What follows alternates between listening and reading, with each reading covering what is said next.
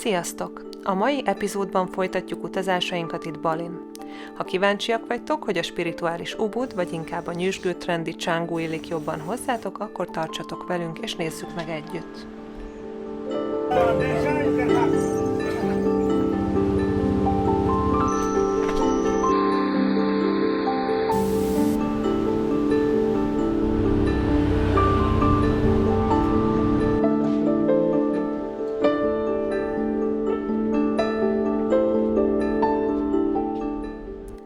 A mai első megállónk a rizsteraszok, ahol iszunk egy kávét, sétálunk egyet. A belépő az kevesebb, mint $2 fejenként, és itt ki lehet próbálni a Luwak kávét, ami a világon a legkülönlegesebb és legdrágább kávé. Képzeljétek el, hogy úgy készül, hogy a civet macska megeszi, majd a kávébab az emésztőrendszerén keresztül távozik, ugyanis azt nem emészti meg, és azokat megtisztítják és felhasználják a kávékészítéshez.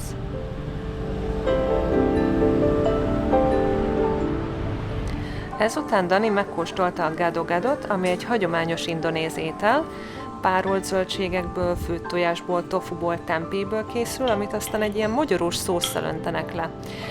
Érdekes íze van, meglepően finom. Ez $1,5 került egyébként.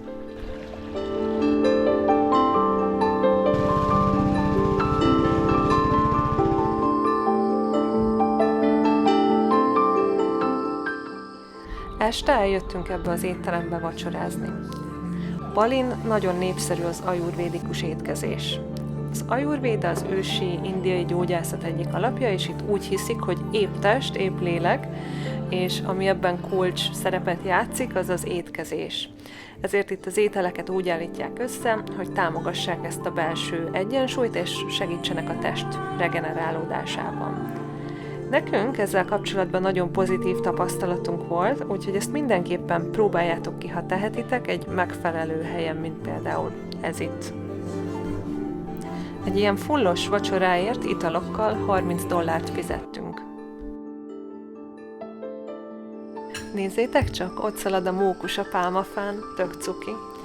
Reggeli után kicsit pihentünk, olvastunk, én még meditáltam is, itt abszolút megvan hozzá a hangulat, később pedig elindultunk robogózni, mert még rengeteg, még nagyon-nagyon sok látnivaló van.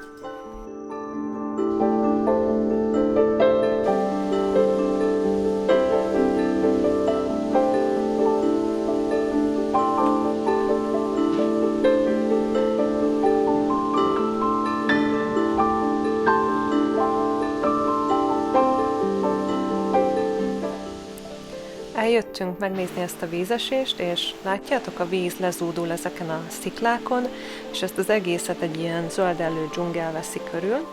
Ezeknél a vízeséseknél van belépő, de nagyon minimális, körülbelül $1,5 beszélünk.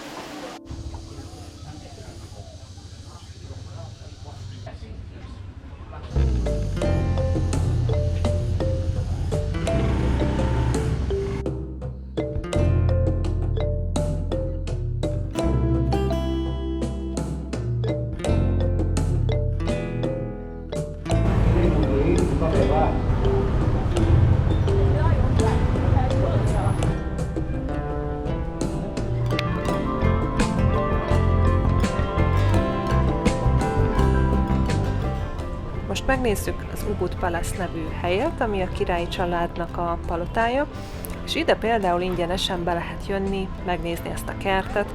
Ahogy látjátok, az épületnek ilyen hagyományos balinéz építészeti stílusa van, és közvetlenül az ubudi főtér közelében található, ami egy olyan központi hely, hogy piacok veszik körül, beülős helyek, éttermek, kávézók.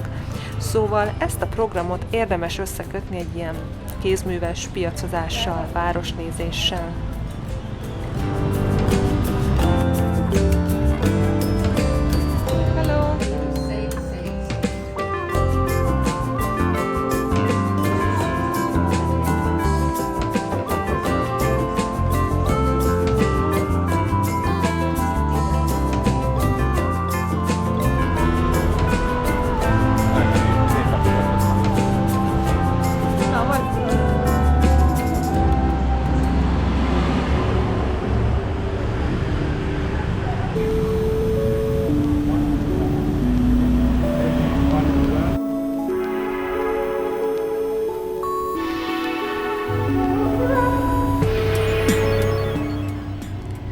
visszajöttünk ebbe az ajurvédikus étterembe ebédelni, mert a kaja itt tényleg kivételes volt.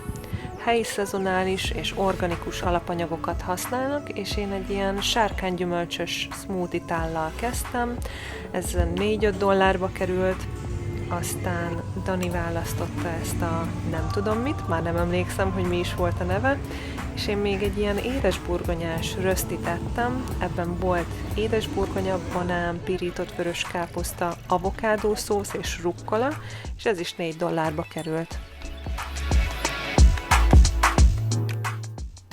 És ezután sétáltunk egyet ezen a kézműves piacon, itt is nagyon jó minőségű dolgok vannak, faragott állak, sóborstartók, táskák, ruhák, asztaldíszek, egyszerűen tényleg minden van itt, amit el tudtok képzelni.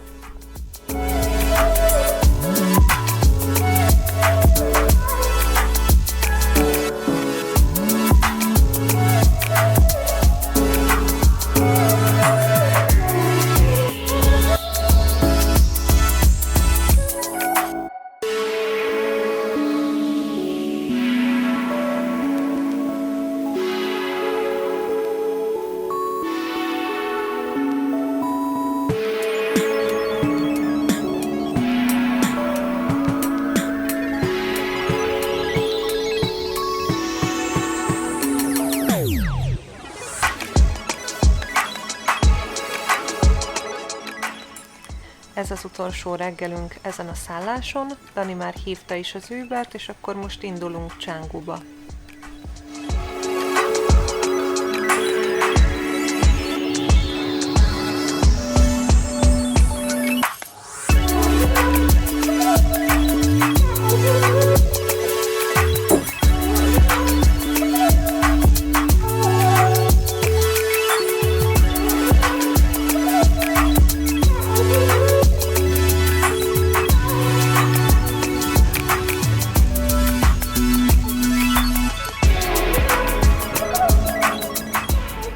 Canggunak teljesen más vibe-ja van, mint Ubudnak, engem kifejezetten a kaliforniai vagy az ausztrál tengerparti városokra emlékeztet, a trendi kávézókkal, a szörfözés, jóga stúdiók, és úgy tartják, hogy a digitális nomádok közkedvelt helye.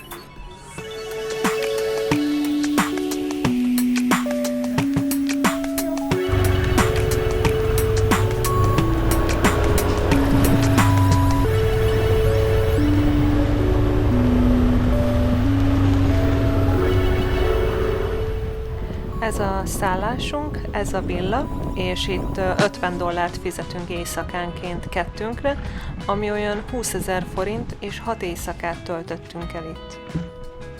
Képzeljétek el, megtapasztaltuk életünk első földrengését, ami 4,8-as erősségű volt egyik reggel, és nagyon félelmetesnek éreztem. A 4,8-as erősségű földrengés már egy erősebb mozgás, de szerencsére nem mindig vezet katasztrófához, főleg ha nem következik be nagyobb utórengés.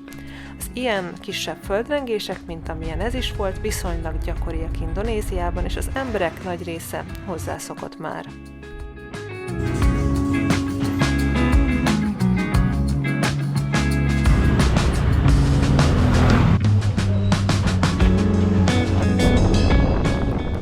A reggeli után elmentünk egy mosodába, ahol $1 mosnak és vasolnak ki 3 kiló ruhát. Ennyi pénzért érdemes mindig mosatni, ahelyett, hogy az ember hazamegy és rászakad mondjuk 2 bőrönd ruha. Az biztos, hogy szörfösboltból nincs hiány. Általánosságban a ruhák nagyon jó minőségűek Balin, és ezt a nadrágot megvettük Daninak, $40 fizettünk, ha jól emlékszem, viszont nagyon-nagyon jó anyaga volt, és jól is állt neki.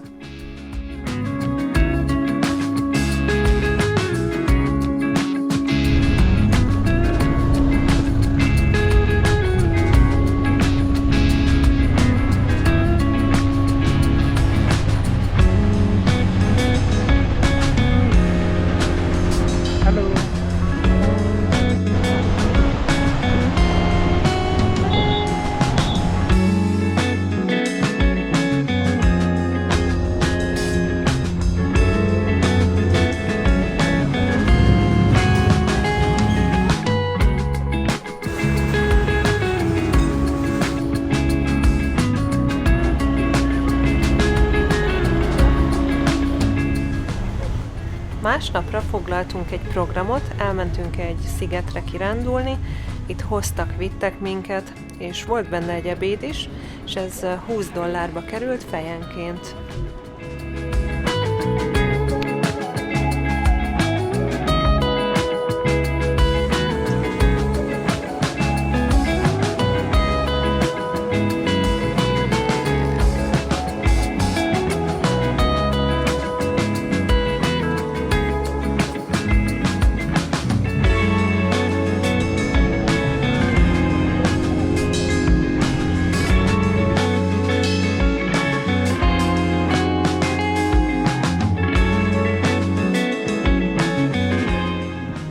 Na hát ez a kaja érdekes volt. Képzeljétek el, ez burgonya krokett, reszelt sajttal és csoki öntettel.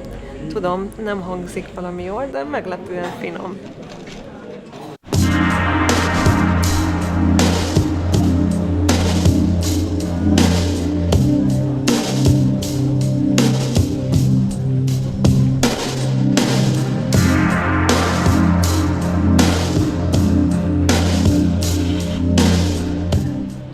Ez a srác volt a sofőrünk.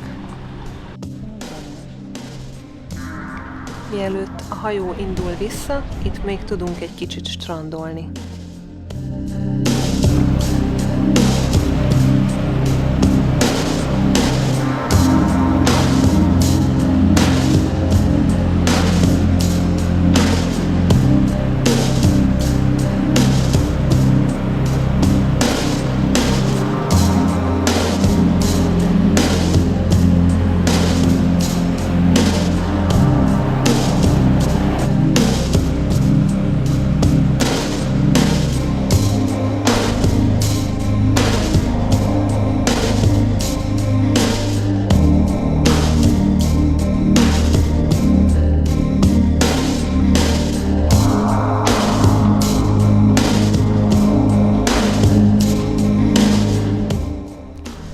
Másnap reggelem úgy indult, hogy csináltam egy kávét, Dani még aludt, így csendben felvittem az övét is, hogy ne ébresszen fel.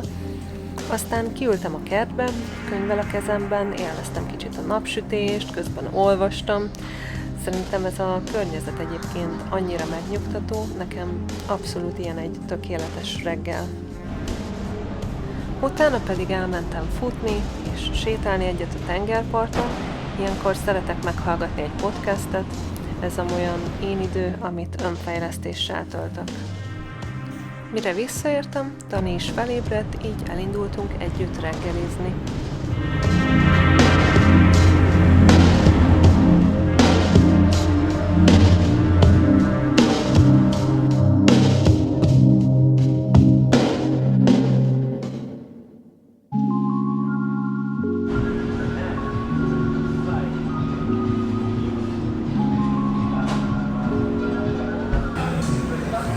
Ilyen salátákat ettünk, aztán ettünk még avokádó spiritóst, tojással, acai balt, ez egy ilyen dél-amerikai eredetű gyümölcsből készült smoothie, granolával.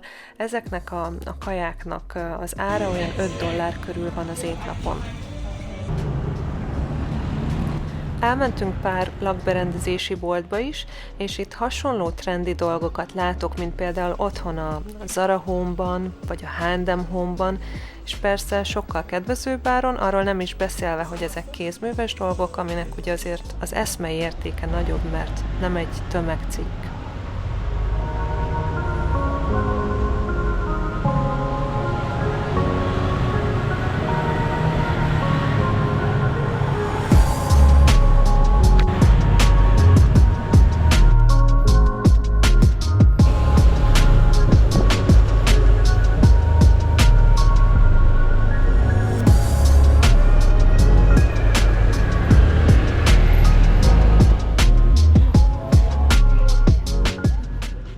Ez pedig itt a helyi piac, itt is nagyon jó dolgokat lehet venni, ezek az újatlan felsők például $3 kerülnek, de vannak drágábbak is, mondjuk olyan $15 körül, és nézzétek, így nő a fán a mangó.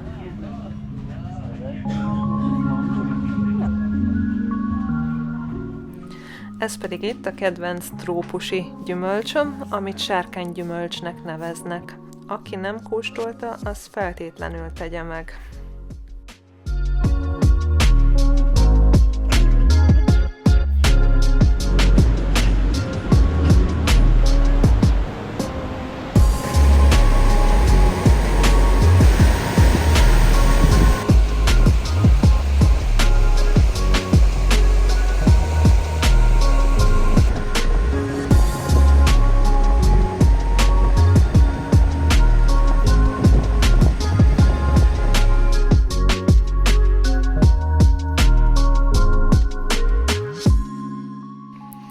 Épp elfogyasztjuk az utolsó vacsorát, mert sajnos holnap már megyünk haza. Köszönjük, hogy itt voltatok velünk, ha tetszett a videó, akkor kérlek dobjatok egy lájkot, és iratkozzatok fel a csatornánkra további utazós tartalmakért. Sziasztok, találkozunk legközelebb!